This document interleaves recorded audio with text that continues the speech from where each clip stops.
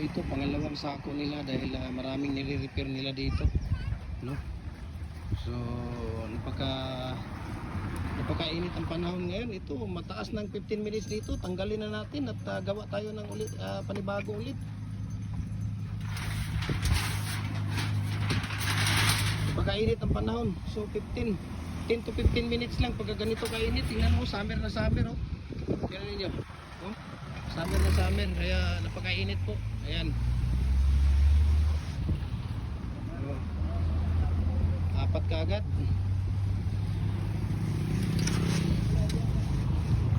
Apat kaagad yung nakuha natin.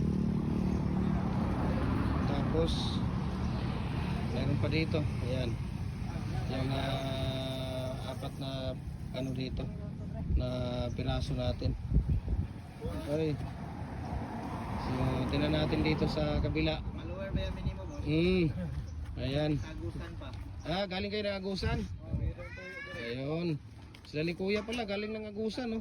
Sila ni Kuya yan, galing ng Agusan. Kayo sa Agusan?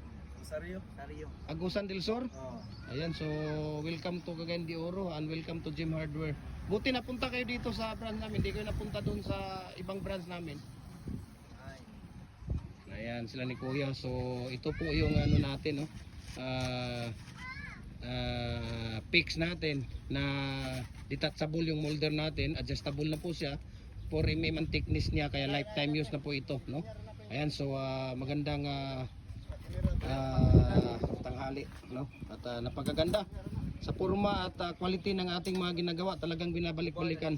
Ayan, mabuhay and God bless po.